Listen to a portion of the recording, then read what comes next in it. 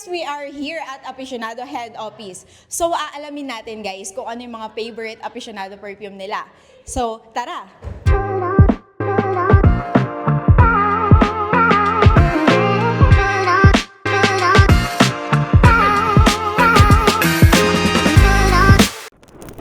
Ayan, so kasama natin si Miss Janine. So interviewin natin kung anong perfume ng aficionado ang ginagamit niya. So Miss Janine, anong perfume na aficionado ang ginagamit niya? F68 po.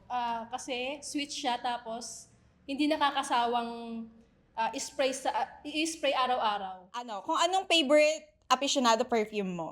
Well, there are two kinds of perfumes that I favor the most here. It's F51 and F38 because both of them have this sense of woody and spicy. Yung F51, I mostly use it during night outs and parties. Yes. And F38 naman, it's just casual meetups or casual dinners or social events. Ayan, tatanungin kita, anong perfume ni aficionado ang ginagamit mo? Yes, I'm currently using F52 Baccarat kasi sobrang bango niya and sobrang expensive ng scent niya. That's why I choose F52 Baccarat. Diba? So, sa F52 natin, ano yung pinaka nagustuhan mo sa scent niya? Hindi kasi siya yung usual scent na naaamoy mo palagi. That's why, ayun yung pinili ko. And amoy expensive talaga siya. Ma'am Mitch, ano pong aficionado perfume ang ginagamit nyo? 10 years na po kasi ako dito sa company. So, yung all-time favorite ko is F68 po. Vanilla girl kasi ako eh. Ayan. Ginagamit ko po yung F1, which is yung unisex po. So ano nagustuhan mo sa ating F1 na CK1?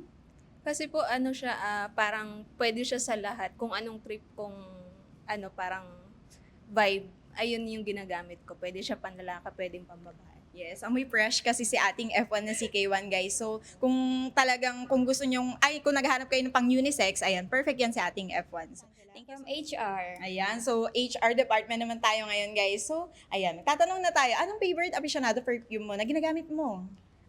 F35, Romantic Wish by Victoria's Secret. Ayan. Sa high school kasi, aficionado na talaga yung ginagamit ko. Binigay siya sa akin ng mother ko and then sabi ko, Ma, ano yung pabango na yun sa mo? Binibili, ganito. Kaya hanggang ngayon, aficionado pa rin ako.